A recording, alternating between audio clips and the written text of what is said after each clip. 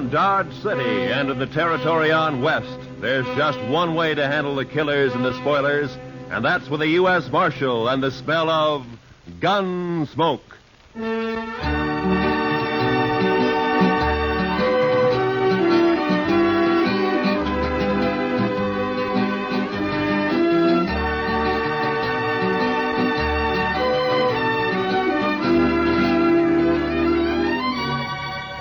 Gunsmoke, starring William Conrad.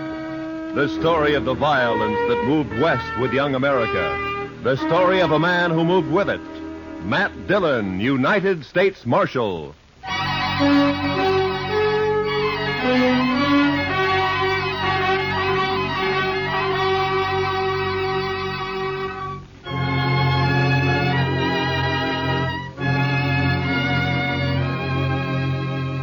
It was over 100 miles back to Dodge, but I figured I could make it easy in a day and a half.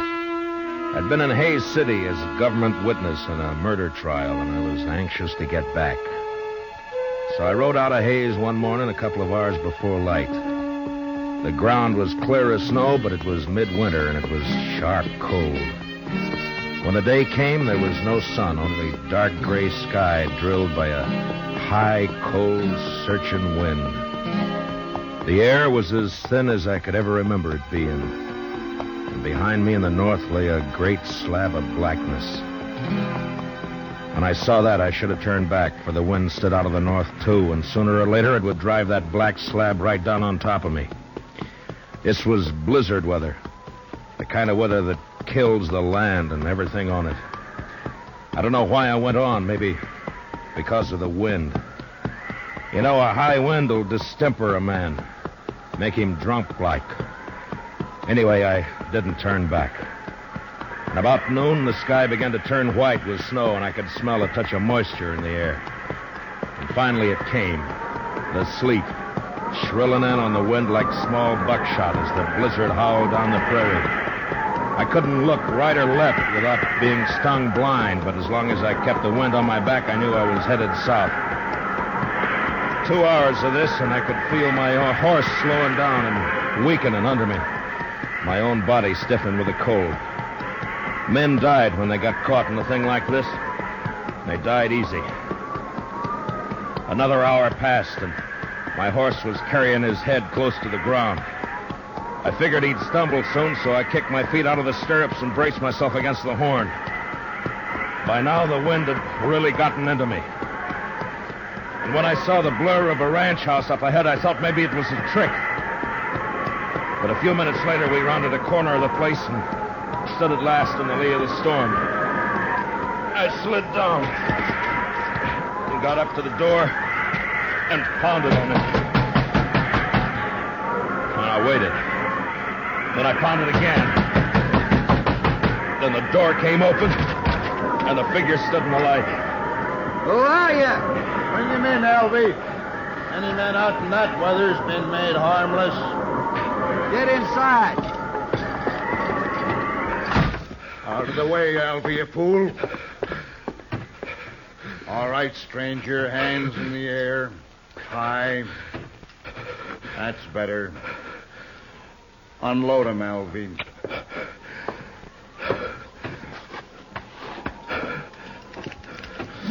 Nice gun, Hack. Real nice gun. Shut up.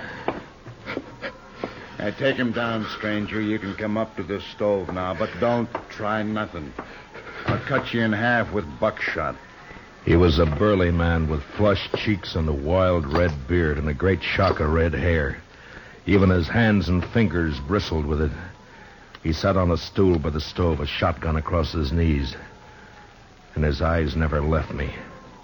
The other one, Alvy, had a body of an underfed boy, but he was completely bald, and his skin was tight and dry. He looked like a naked skull. And his eyes... Well, something had touched Alvy. You look half froze, stranger. You must have wanted something real bad to go out in weather like this. I never saw him around here before, Hack. He's a stranger, Alvy. He don't belong around here. Of course, we don't know anybody, but I seen a few, and I never seen him before. Maybe he's seen you, Alvy, somewhere. Not me. He never saw me nowhere. How do you know that? Maybe he was just looking for some cows and got lost in the storm. You're just a kid, Alvy. I always said you don't know much. Belle! Belle, get on out here. She was a pretty girl, but with a dark, half-wild look that I'd never seen before in a woman. Her eyes jumped from man to man and then came to rest on me, fixed and curious. And then after a moment, she looked away and moved into a chair across the room. Supper ready, Belle? It's awful cold out. You recognize him, Belle? You ever see him before? Nope. You're sure now? Maybe Hayes City. Maybe you saw him up there sometime. I don't know him. You sure? Yes. If you're lying to me, you know what I'll do to you. I never saw him before. He come in here half froze, right out of the blizzard. Must have been looking for some cows and got lost. Shut up, Alvy. We don't know what he's doing here, Belle. Why shouldn't a man get out of the storm? Even in here. That's enough. All right, stranger, we never saw you before. We don't know who you are. And as soon as I think you're lying, I'm going to blow a big hole in you. What about my horse? I'd like to put him in the barn if you've got one. Alvy?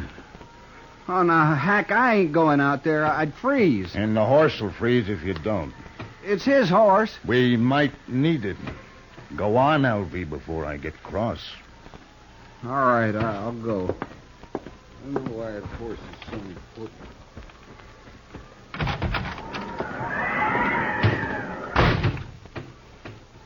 Alvy's a good boy. He'll put your horse up. Thank you. Supper's about ready. Leave it. I want to talk to our friend here first. Maybe we won't have to feed him. Potatoes will get mealy. They better not, that's all. I'm right curious about you, mister. I've noticed that. I'll blow your guts all over the wall. You make fun of me. Don't get me mad, mister. I got the shotgun. The meat'll be boiled to shreds if we don't eat soon.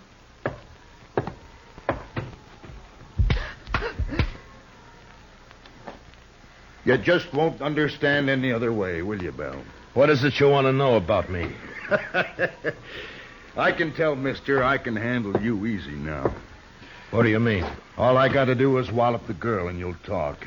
I don't have to do nothing to you. All right, if I take my jacket off? I've warmed up now. I mind. You might have a gun hid out in there. He can raise his hands. I'll unbutton it. Well, now, that's right smart of you, Belle. Oh, I'll hide it. No, leave it be. Belle. Come over here, Belle. Drop the jacket, Belle. Now hold out your other hand. Now open it, Belle. Open your hand. That's real bad what you did, Belle. Real bad. You know what I'm going to do? I'm going to put you outside for a spell out in the weather. After supper, after you've cleaned up supper, you can be thinking about it till then.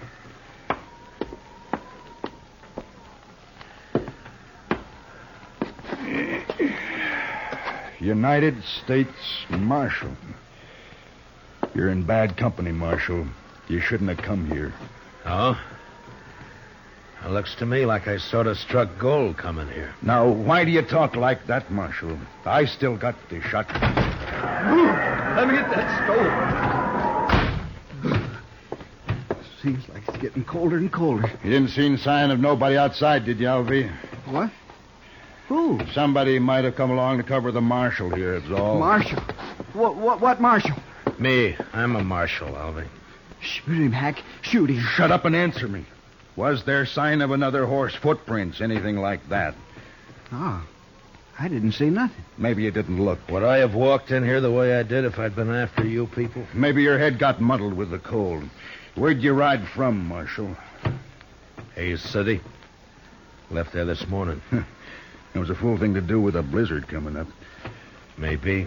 Did you think you could get the jump on us easier in a storm? Was that it, Marshal? Yeah. You knew we'd be trying to keep cozy in here. I'm curious, Hack. What are you and Alvy on the run for?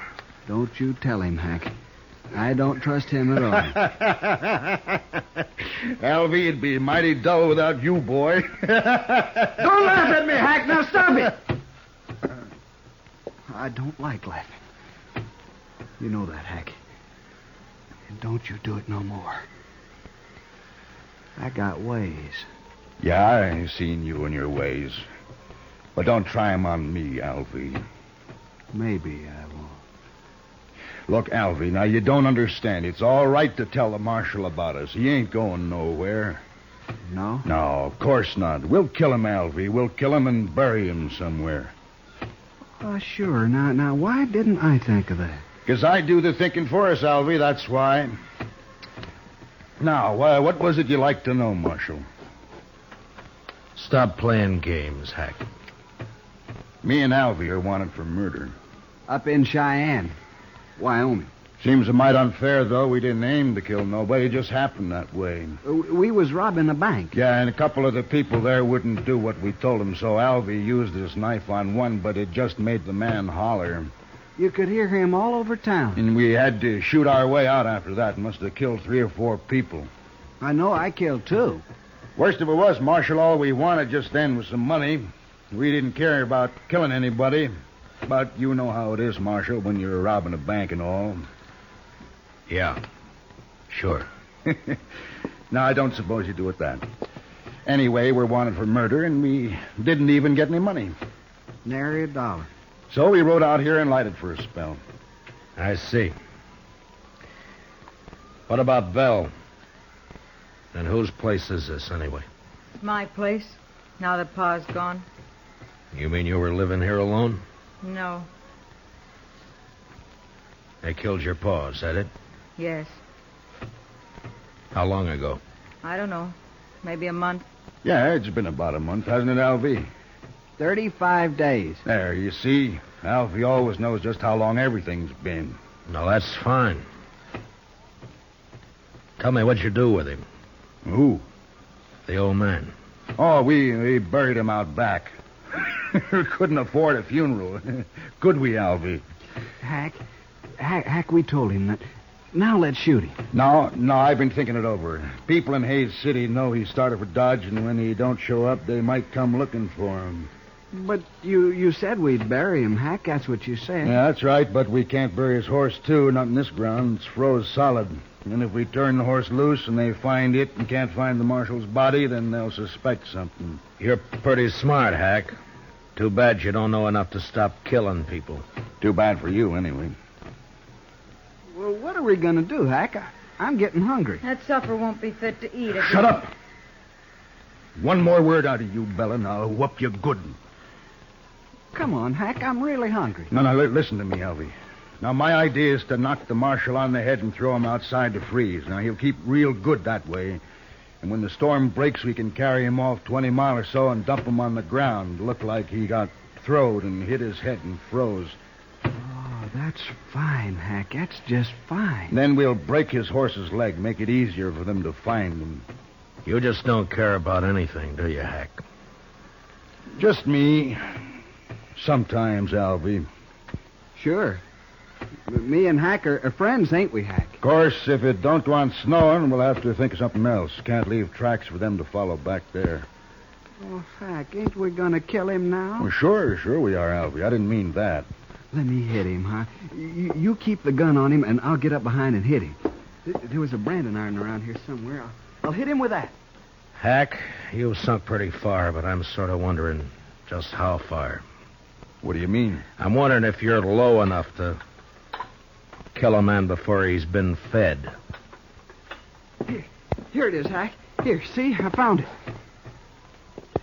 Leave it be, Alvy. We're going to eat first.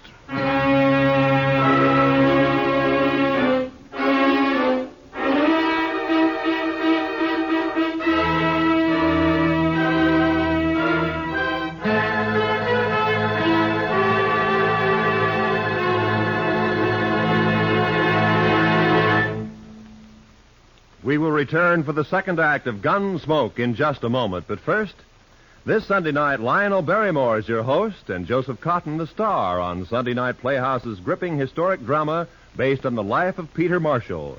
Hear how a Scottish immigrant lad rose to the position of chaplain of the United States Senate. A story you'll agree is far more fascinating than fiction. Remember, it's tomorrow night when Lionel Barrymore introduces another Sunday Night Playhouse on most of these same CBS radio stations. Now for the second act of Gunsmoke.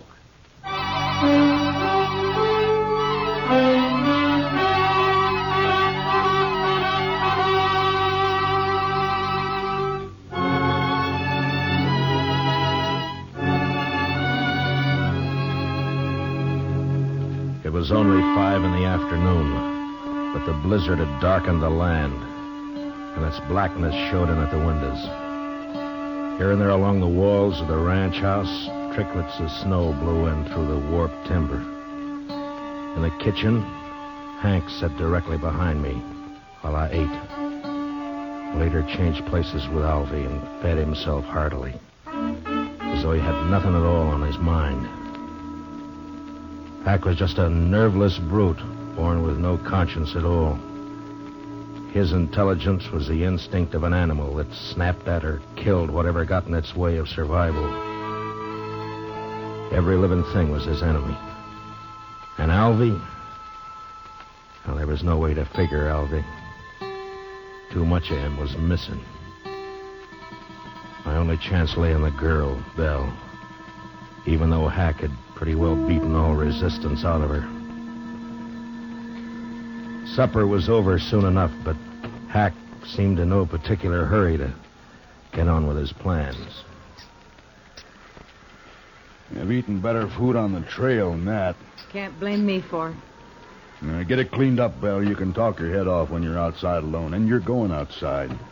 I'll learn you to heal if I have to break your neck. No, don't do that, Hack. Not till we're ready to pull out, anyway. Why? Well, I ain't gonna do the cooking. Well, I hope not. I've eaten your cooking. My sister was a good cook. Yeah, we should have brought her along, Alvy. No. I don't like her. Where are you from, anyway? Which, me or Alvy? Well, you to start with. Wyoming, place called Crowheart. I didn't stay there long, though. What about you, Alvy? Now, where were you born, Alvy? I never did know. Republican River. That's not a place, you fool. Well, that's what they told me. Republican River. They always lived in a wagon, my ma and pa. Had a lot of kids, too. Of course, most of them died. I'm about the only one that made out any good at all. And you did fine, Alvy, fine. Give me the shotgun. All right, Marshal, let's get back by the stove while Belle cleans this mess up. Shall we hit him and throw him out to freeze up now, Hack? Not yet. I want to punish Belle first. You know, someday you're going to get caught without that shotgun, Hack. Somebody's going to tear you apart. That's fair enough, Marshal. Give me a fair chance at you then, huh? Barehanded? No. Oh, you're bigger than I am, Hack. Might be fun for you. I don't know nothing about fun. I ain't going to kill you because it's fun. Oh, come on, Hack. I want to go to bed. Belle, come out here.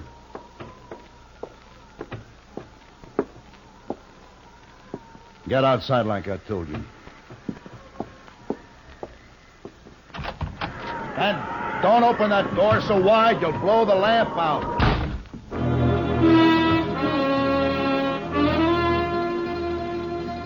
Belle had walked through the room and out the door without a glance at any of us. I figured she'd go down to the barn where she'd be all right for a little while anyway. But I knew I'd have to make a move soon. I sure wasn't going to sit there like a fall hog and let Alvy knock me in the head whenever he got ready. But it didn't take much more sense to try to jump Hack in that shotgun and let him blow me all over the place. It was a beggar's choice, and the more I thought about it, the madder I got. Hack, I'm sleepy. I'm going to hit him and go to bed. You can do what you want after, but I ain't staying up all night. Alvy's got his mind made up, Marshal, I can tell. Just what do you call his mind, Hack? I got ways to fix you, Marshal. Nah, never mind, Alvy. Wrap something around that iron, otherwise it won't look like he hit his head on a rock. What difference it makes? Do what I say, Alvy. All right, Hack. Here, I'll use this curtain. Now, keep your eyes on me, Marshal. Alvy moved around behind me and was getting a good grip on his branding iron.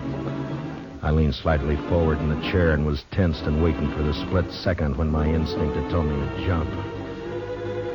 And then suddenly the door was flung wide open and the wind roared in, almost lifting the room as it came. The lamp flared and then went out as I plunged sideways from the chair. Did you hit him, Albie? Did you hit him? You bloody fool. Don't you try nothing, Marshal. I got some more shells right here. Don't you move now. I crawled across the room and was out the door before Hack could reload.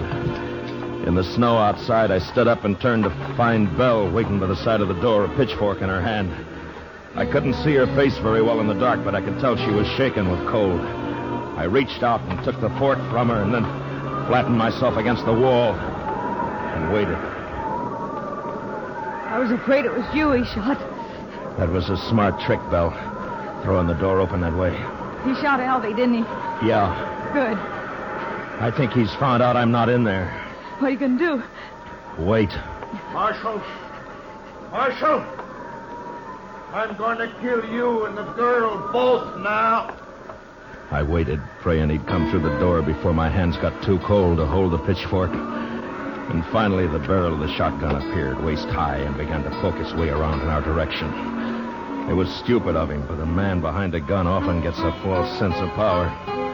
I let him shove it out 3 or 4 inches, and then I slammed down on it. Then I jumped into the room. Hack tried to club me with a gun, but he missed. And I got in under him with a fork and lifted him off his feet. And he struggled for a moment like a speared fish and then went limp. And I let him fall. One of the prongs had reached his heart.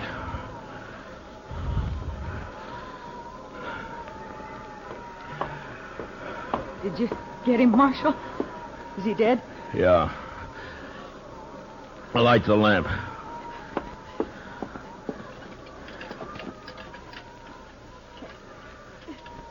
I can't do it, Marshal. My fingers are too stiff. Here, I'll do it.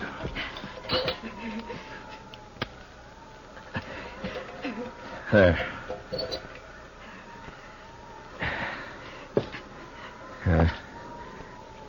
Quite a mess in here. Why don't you wait in the kitchen, Belle? I'm all right, Marshal.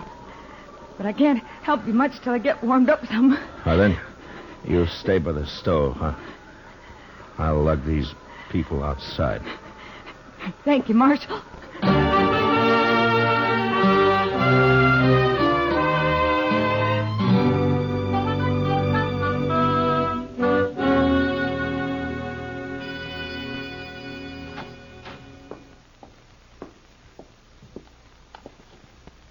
Marshal? Marshal Dillon. What?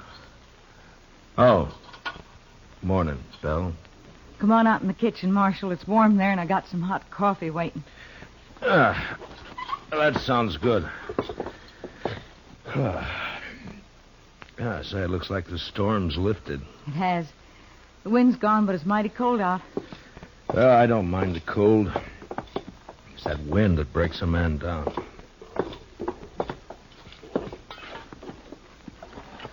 There. Get some of that in you.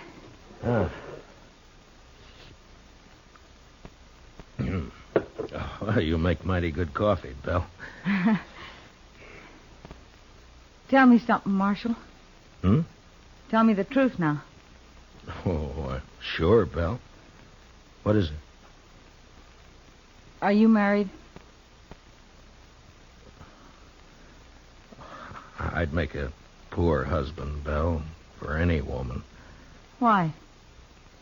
Well, in my profession, it's too chancy. Thank you, Marshal. Thanks for putting it that way. Now, Belle, I didn't mean... Forget it. I'm leaving this place, Marshal. What? As soon as you go, I've packed what I need and I'm clearing off. Where'll you go? I got 3 horses. I'll ride up to Hayes City and sell them. Then what? I'll buy some pretty clothes and I'll find a place. Won't be hard after this. I wish I could help you, Belle. You have. Oh, but I mean... I can take care of myself, Marshal. I just want to get away from here, that's all. Sure. I'll stop at the nearest ranch and tell the men to come over here and take care of Hack and Alfie as soon as it warms up. Whatever you like, Marshal. Well, goodbye, Belle. Goodbye, Marshal. Look me up in Hayes City next time you're there. Sure. Sure I will. But, Belle, don't let all this make you bitter. There are a lot of good men in the world. So they say. So long, Marshal.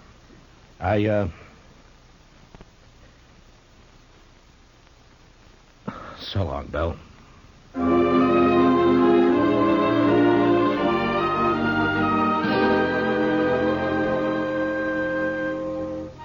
A few minutes later, I'd saddled up and was on the trail to Dodge.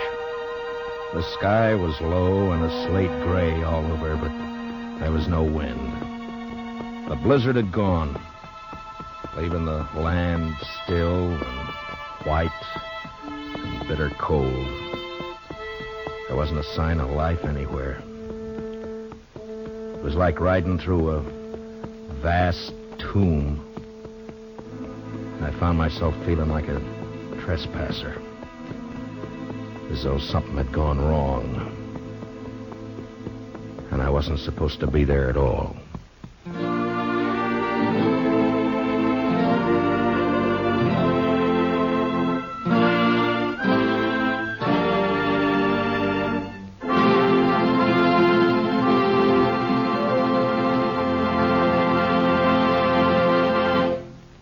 Gunsmoke, under the direction of Norman MacDonald, stars William Conrad as Matt Dillon, U.S. Marshal.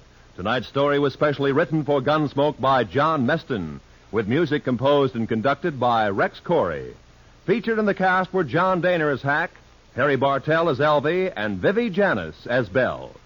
Gunsmoke is heard by our troops overseas through the facilities of the Armed Forces Radio Service.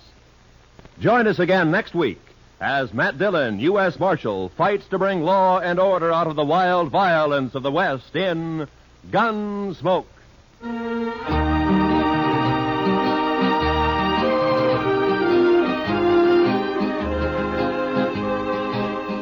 Starts this Monday, a new run for Road of Life, returning to CBS Radio to join the rest of your daytime listening favorites at the Star's address. Road of Life, telling the day-to-day story of surgeon-scientist Dr. Jim Brent, will keep your interest at a high point every Monday through Friday on most of these same stations. Remember, starting this coming Monday, Road of Life in its 16th year will be heard again on CBS Radio. Roy Rowan speaking. America now listens to 105 million radio sets and listens most to the CBS Radio Network.